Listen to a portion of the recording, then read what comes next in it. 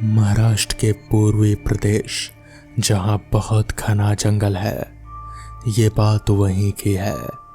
बड़े शहरों में तो समाज काफी सुधर चुका है, लेकिन यहाँ आदिवासी जमात के लोग अब भी पूजा पाठ, बलि देना, ये सब बातों में बहुत यकीन करते हैं और उनका फायदा लेने वाले उनको इसी में डुबा कर रखते हैं। घने से जंगल में बसा एक गांव उमरिया। यहाँ ना डॉक्टर का कोई आपता है, ना ही कोई ज्ञान। यहाँ का ज्ञान सारा का सारा बाबा लोगों के पास है। वही लोगों को बहला फुसला कर लूट रहे थे। लेकिन कुछ ऐसा हुआ कि इस गांव में एक के बाद एक मौतें होने लगी, या यूं कहो कि लोग गायब होने लगे। ना कोई खबर, ना कोई पता, ना ठिकाना। घर वाले लापता लोगों को ढूंढते हैं और थक कर उनको भूल भी जाते हैं। ऐसा कुछ चल रहा था उमरिया गांव में। शशि की लड़की बेहद बीमार थे।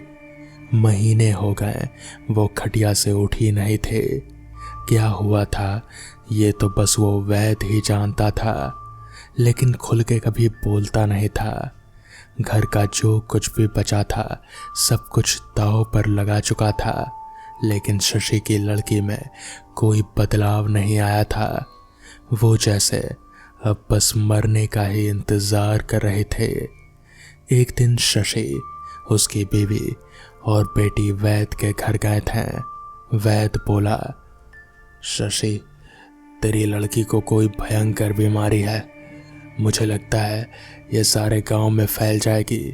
तुम दोनों भी इससे दूर रहो, वरना तुम दोनों भी मारे जाओगे। ऐसा सुनते ही शशि की बीवी रखमा अपनी बेटी को सीने से लगाकर रोने लगी। शशि का भी रोना अब रुक नहीं रहा था। वो मुंह छुपाकर रोने लगा। बेचारे करते भी क्या।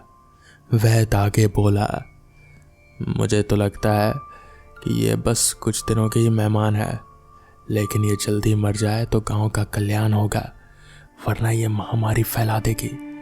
मेरे पास एक दवाई है जो इसको देते ही कुछ ही समय में इसका खेल खत्म हो जाएगा। तुम भी बचोगे और सारा गांव भी। कहो तो मैं इसको दे दूं? ऐसा सुनते ही शशि अपनी लड़की को गोद में उठा लेता है। अरे हैवान वैद्य, तुझे अकल है क्या? मैं खुद अपनी बच्ची को मार दूं? ये पाप लेकर मैं कैसे जीऊंगा? तो कोई वैद्य नहीं, कसाई है, कसाई। इतना बोलकर शशि और उसकी बीवी घर की ओर चल दिए। आंखों में बहते आंसू थमने का नाम नहीं ले रहे थे। 12 साल की बच्ची बीमारी से बिल्कुल आधी हो गई थे। ना कुछ खाते थे, ना ही कुछ पीते थे। उसका वजन दिन पर दिन घटता जा रहा था। शशि उसको लेकर घर की तरफ जाने लगा। बीच में घना जंगल पड़ता था। वहां से रास्ता निकलते हुए वो शाम होते अब घर पहुंचने वाले थे। सूरज अब डूब चुका था, लेकिन उनका घर नहीं आया था।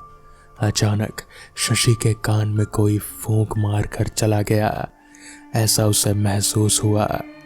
वो थोड़ी देर के लिए रुका, फिर कुछ नहीं सोचकर वो आगे बढ़ गया। अंधेरा हो चुका था। ऊपर आसमान की तरफ देखकर रास्ता खोज रहे थे। तभी एक अजीब सी आवाज आई, लेकिन उसे सिर्फ शशि ही सुन सका। अपनी बच्ची को ठीक करना चाहता है। वो आवाज बहुत ही डरावनी सी थी, मानो कितने सारे कौवे एक साथ चिल्ला रहे हों। अगर हाँ, तो कल रात को सामने के टीले के पास लेकर आ जाना। और वो आवाज अचानक से गायब हो गई। शशि ने अपनी बीवी से पूछा, तुमने कुछ सुना? उसने ना में जवाब दिया। घर जाकर शशि उसी के बारे में सोच रहा था। क्या यह सच था या मेरा कोई वहम? लेकिन अगर यह सच हुआ, वो यही सोच में डूब चुका था। सुबह हुई, लेकिन शशि को तो रात का इंतजार था। वो यहाँ वहाँ घूम रहा था। उसके मुंह से शाम का निवाला भी नहीं उतर रहा था। उसको अपनी लड़की की तबीयत ठीक करनी थी। वो थैला उठाकर जंगल की तरफ जाने लगा। उसको पता था कि ये जंगल शापित है, यहाँ नरभक्षी पिशाचनी का ठिकाना है। लेकिन अपनी लड़की की तबीयत के सामने उसको और कुछ भी नहीं दिख रहा था। उसकी बीवी ने उसको रोकते हुए बोला, इतनी रात को आप कहाँ जा रहे हो? तो शशि ने कहा, मैंने सुना है उस पहाड़ पर कोई नया बाबा आया है, बहुत पहुंचा हुआ है, उससे मिलकर आता हूं, शायद कुछ फायदा हो। और वो सीधे अंधेरे की तरफ चलने लगा और सामने से जंगल में कहीं गुम हो गया। वो सीधा कल वाली जगह तलाशने लगा।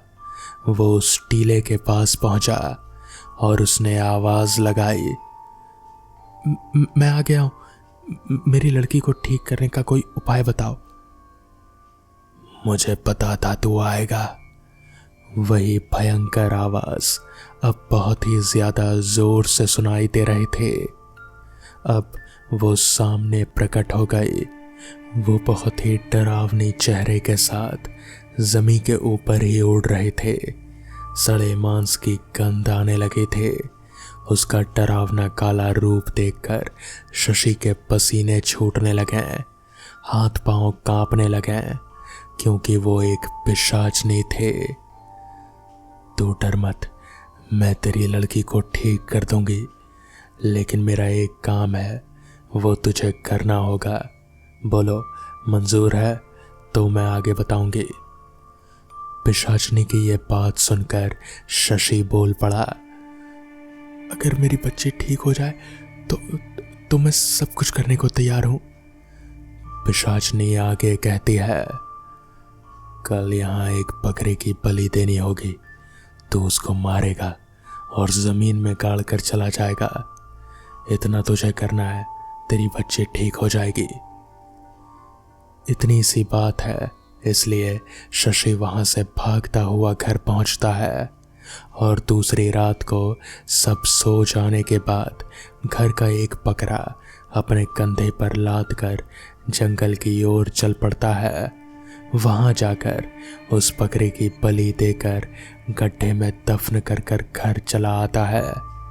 यहाँ घर पहुंचते ही वो नज़ारा देखकर चौंक जाता है। उसको अपनी आंखों पर यकीन नहीं होता। उसकी लड़की उठकर खाना खा रही होती है। वो ये देखकर खुशी से झूम उठता है। वो भी साथ में बैठकर खाना खाता है। सुबह फिर से शशि उस जंगल में जाकर पिशाचनी का शुक्रिया अदा करने का सोचता है। वहां पहुंचते ही वो पिशाचनी एकदम से प्रकट होती है। भयानक मांस सड़ने की गंध और कौवों का चिल्लाना। आ गया तू, मैंने अपना काम कर दिया, लेकिन अगली अमावस्या को मुझे एक और बलि चाहिए यहीं पर, लेकिन इस बार इंसान की। शशि सुनकर डर जाता है और हकलाते हुए कहता है, मैं इंसान को नहीं मार सकता, मुझे माफ कर दो। सुन, तेरी लड़की मेरी वजह से ठीक हुई है। अगर तू मुझे बलि लाकर नहीं देता है तो मैं उसे मार डालूंगी। बलि तो तुझे देनी होगी, सोच ले। पिशाचनी इतना कहकर गायब हो गई। शशि घर आकर सोच में पड़ जाता है। अपनी बच्ची को चलते फिरते देखकर वो अपने सारे गम भूल जाता है। देखते देखते अमावस्या की रात आती है। नरबलि देना कोई खाने का काम नहीं, ये शशि जानता था। किसी को गांव में खबर ना हो, इसलिए गांव में आए एक भिखारी को खाने का लालच देकर वो वहां जंगल में लेकर जाता है और कुल्हाड़ी के एक ही घाव में उसको मौत के हवाले कर देता है। वहीं इकट्ठा करके उसको गाड़ देता है। इधर वो घर आकर देखता है कि उसकी लड़की एकदम से ठीक हो गई है। शशि की ये सब हरकतें उसकी बीवी से छुपी नहीं थे। वो सब जान चुके थे, लेकिन कुछ बोली नहीं।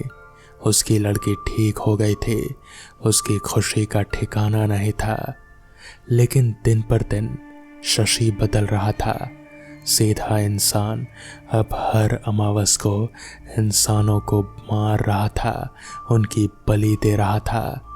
लोगों को शक ना हो इसलिए दूसरे गांव से लोगों को गायब कर रहा था। आसपास के सभी गांव में लोगों के गायब होने का सिलसिला सा चालू हुआ। शशि ऐसे लोगों को मारता जो समाज के लिए खतरा थे या जो लोग दूसरों को परेशान करते थे। इस वजह से लोग भी जरा शांति से थे कि दुष्ट लोग मर रहे थे। और इधर शशि भी मैं समाज का मदद कर रहा हूँ यही सोचकर खुश रहता था। ऐसे करते करते महीनों और फिर साल बीत गए। अब शशि की लड़की की शादी की उम्र हो चुकी थी। नरभक्षी पिशाचनी को अब हमेशा से नए शिकार को खाने की आदत सी पड़ चुकी थी। लेकिन जैसे ही शशि की लड़की की शादी की खबर उसको लगी, वो गुस्से से तिलमिला उठी। वो सीधा शशि के घर पहुंची। सब उसको देखकर घर के बाहर निकल गए। उसका भयंकर काला रूप और सड़े मांस की गंध ने सबको वहां से भगा दिया। लोग अब शशि को शक की निगाह से देखने लगे। ये कौन है, ये सब पूछने लगे। घर पहुंचकर पिशाचनी ने शशि से कहा, तेरी लड़की मेरी अमानत है, तू उसको किसी और को नहीं दे सकता। उसकी शादी हो गई तो मेरा उस पर कोई वश नहीं चलेगा। मैं ऐसा नहीं होने दे सकती, उसको मार डालूंगी मैं। पिशाचनी को पता था कि अगर शादी हो गई तो शशि उसको शिकार देना बंद कर देगा। शशि उसके सामने रोता है और लड़की की जान की भीख मांगता है, लेकिन पिशाचनी कहती है, मुझे एक नौजवान की बलि चाहिए। ये जो तेरा जमाई होने वाला है उसकी बलि चाहिए। ये अच्छा आदमी नहीं है, उससे तेरी लड़की की शादी मत कर, वो उसको मार डालेगा। मैंने सब कुछ देख लिया है। शशि उसकी बातों में आ जाता है और पूजा करने के बहाने अपने होने वाले जमाई को जंगल में ले जाकर कुल्हाड़ी पर उस पर वार कर कर मार डालता है। उसको मारते हुए उस लड़के का बाप शशि को देख लेता है। इतने में वो नरभक्षी पिशाचनी वहां आ जाती है। शशि, आज तक तूने सभी बुरे लोगों को मारा, लेकिन सबसे पहले बलि वो भिखारी, वो बेगुनाह था, और ये तेरा जमाई भी बेगुनाह था। लड़की के प्यार में अंधा है तू, और अब तू पाप करके पापी बन चुका है। अब तो शैतान बन चुका है। वो शैतानी दर्दनाक हंसी चारों तरफ गूंजने लगी। पीछे से जमाई का बाप शशि पर टूट पड़ता है। ये देखकर पिशाचनी जमाई के बाप के शरीर में प्रवेश करती है और शशि को मार डालती है, और शशि के मरने के बाद उसके शरीर से निकल जाती है। ये सब देखकर जमाई का बाप कुछ समझ नहीं पाता क्या हुआ, ये सोचते रहता है। वो अब खूनी बन गया था। अपने लड़के की लाश के पास बैठकर वो रोने लगता है। तभी पिशाचनी की आवाज आती है, तू अपने लड़के को जिंदा देखना चाहता है? अगर हाँ तो शशि की लाश को गड्ढे में डालकर दफन कर दे, और मुझे हर अमावस की रात को एक इंसान की बलि ला कर दे। अगर मंजूर है तो बोल। लड़की का बाप मजबूर हो जाता है। सामने लड़के को मरा हुआ देखकर पिशाचनी को हाँ कहता है। उसके हाँ कहते ही जमाई जिंदा हो उठता है, और फिर से ये पूरा सिलसिला खुद दोहराने लगता है। तो दोस्तों, ये थी आज की पहली कहानी। तो चलिए बढ़ते हैं आज की दूसरी कहानी की ओर। मैं अभी अभी नए शहर में शिफ्ट हुआ हूँ। मेरी एक सीमेंट के प्लांट में जॉब पक्की हुई है, तो पहले जाकर रहने का जुगाड़ किया और फिर बाद में सामान लेकर जाने का सोचा। मेरा नाम कार्तिक है और मैं एक पावर प्लांट में जॉब करता था। वहाँ मैं लैब में जॉब करता था। यहाँ सीमेंट प्लांट में भी लैब में ही जॉब करता हूँ। भीवापुर नाम का एक बड़ा सा शहर है ये। मेरे गांव के पास होने की वजह से यहाँ काफ़ी पहचान के लोग भी थे, तो मुझे रहने का जुगाड़ करने में ज़्यादा मशक्क़त नहीं करनी पड़ी। मेरा किराए का रूम और प्लांट के बीच में कुछ 20 मील का फासला था। जहाँ प्लांट था वहाँ रहने का कुछ इंतज़ाम नहीं था, तो सबने कहा कि यहीं भीवापुर में ही रह जाओ। सबकी मानकर मैंने यहीं रूम ले ली। मैं जहाँ रहता था वो घर का मालिक ऑटो का मालिक था। उनका नाम हरी काका था। सब लोग उनको इसी नाम से बुलाते थे। उम्र में बड़े होने के बावजूद भी वो हमेशा दोस्ताना अंदाज में ही मुझसे बात करते हैं। मुझसे उनका लगाव बेटे जैसा था। रोज़ मुझे खाना क्या खाया ये ज़रूर पूछते हैं और फिर बातें चालू करते हैं। वो हमेशा देर रात तक ऑटो चलाते थे और सुबह भी जल्दी उठकर काम पर चले जाते थे। उनका घर इसी एक ऑटो की कमाई पर चलता था। मुझे पकड़कर एक और किराएदार था।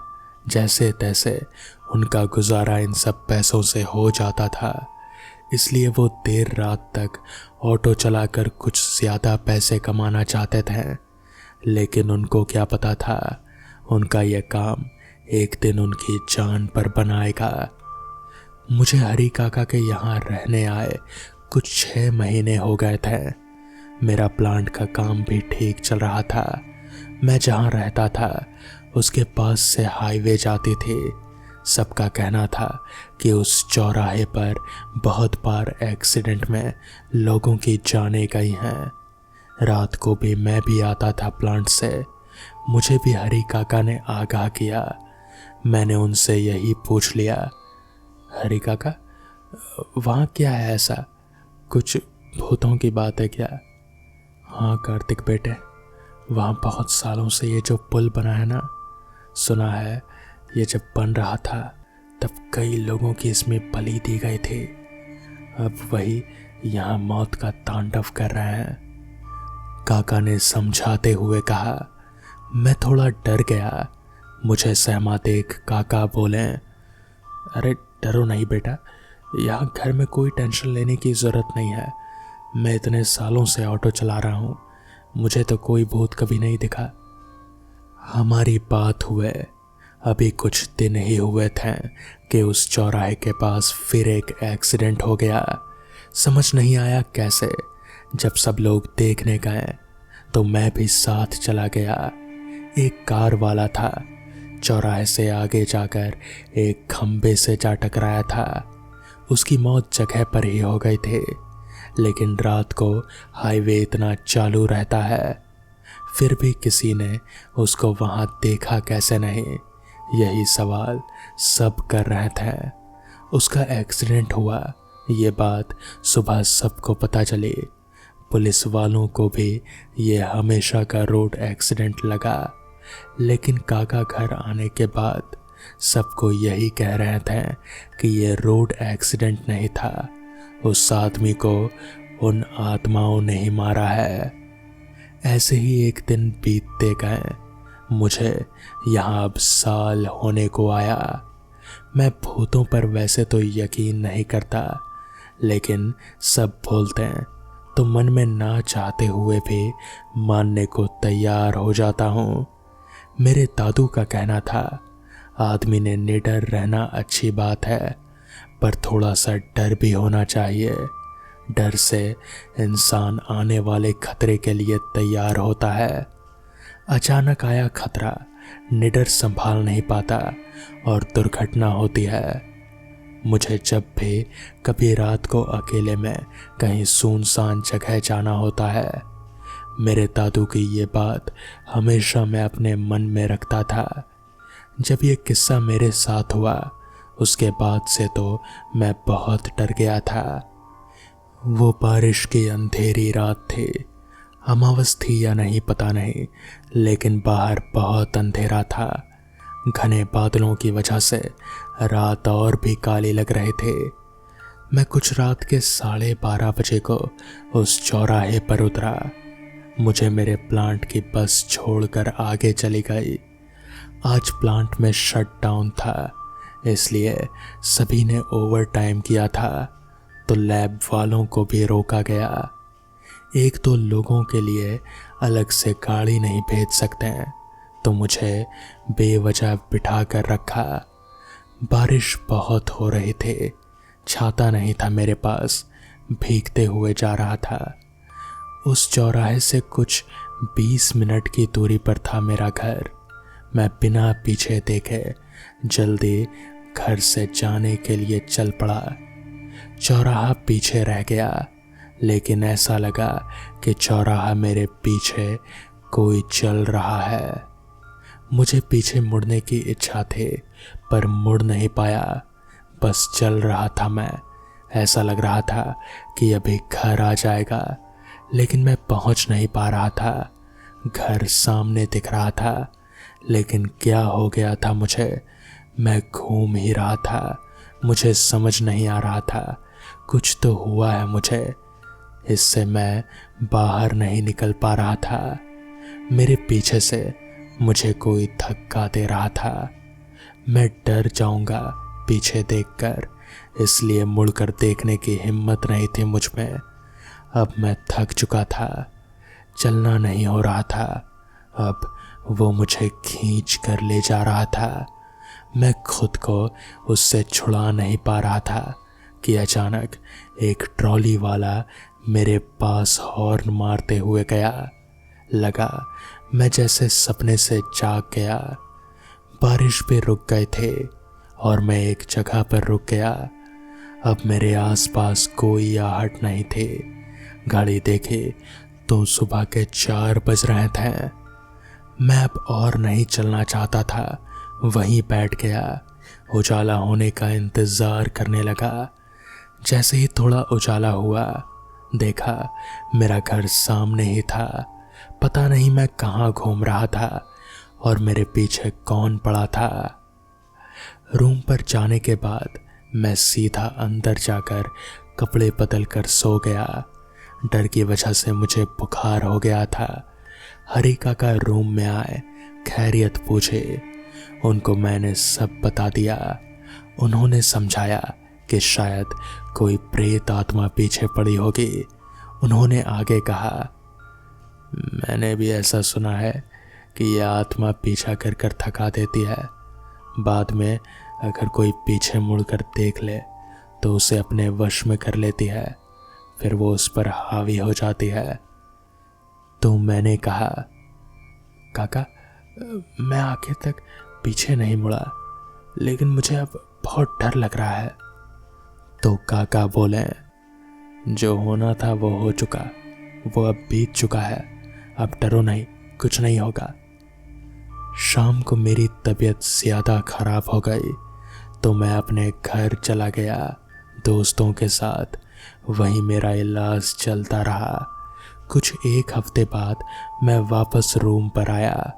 वहाँ का नज़ारा देखा तो मेरे होश उड़ गए। हरी काका एकदम बीमार से हो गए थे, पलंग पर लेटे थे।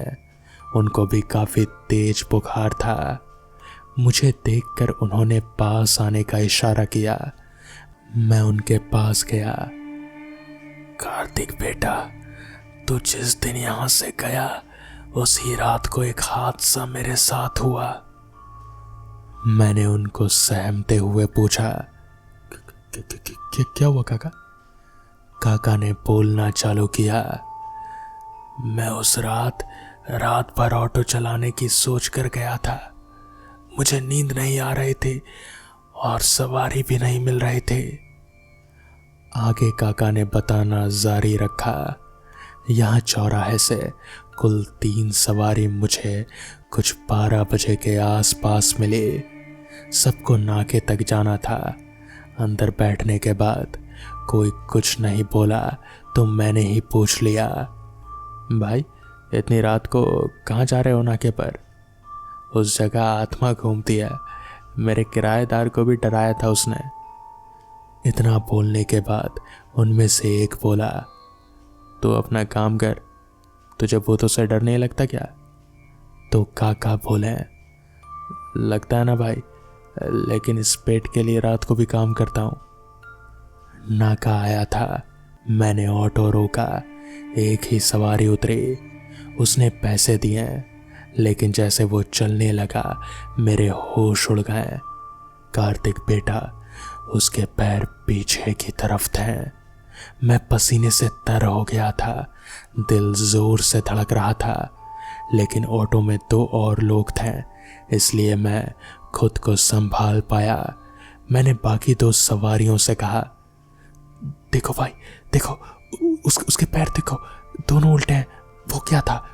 तुम्हारे साथ जो बैठा था, कोई भूत वूत था क्या? इतने में दोनों सवारी जोर से हंसने लगे। दोनों की आंखें खून की तरह लाल हो गई। उनमें से एक ने कहा, हमारे कौन से सीधे हैं, देख। उनके भी पैर उल्टे थे। बस इतना ही याद है मुझे, आगे क्या हुआ कुछ पता नहीं। घर वाले कहते हैं कि मैं वहां बेहोश था, ऑटो में। लोगों ने मुझे घर लाया। काका की ये सारी बातें सुन मैं दंग रह गया। ये सब हमारे साथ आखिर हुआ कैसे, समझ नहीं पाया। मैं रूम में गया और प्लांट जाने की तैयारी करने लगा। आज भी मुझे रात होने वाली थी। डर तो था, लेकिन काम तो करना ही था। मैं काका को मिलने चला गया। उस दिन के बाद से काका कभी ठीक नहीं हुए। बुखार कम ही नहीं हुआ उनका। डर से वो अंदर से टूट गए थे। कुछ दिनों में खाना पीना भी बंद हो गया। और एक दिन जब मैं प्लांट से वापस आया तो काका हम सबको छोड़कर चले गए थे। घर वाले रो रहे थे। उस दिन एक तांत्रिक को बुलाकर घर में शांति के लिए हवन भी हुआ। मुझे भी कुछ सहज नहीं लगा तो मैंने वो घर बदल दिया। लेकिन मेरे साथ जो हुआ वो क्या था, इसका जवाब किसी के पास नहीं था। उन प्रेत आत्माओं ने काका की जान ले ली थी। मैं बच गया था। भगवान का शुक्रिया करता हूँ रोज और अपने काम पर निकल जाता हूँ। तो दोस्तों, ये थी आज की कहानियाँ। अगर आपको ये कहानियाँ पसंद आई हों तो वीडियो को लाइक और चैनल को सब्सक्राइब करना ना भूलें। तो मैं आपका दोस्त आर्यन जल्द ही मिलूँगा आपसे ऐसी ही किसी नई कहानी के साथ। तब तक के लिए अपना ख्याल रखें।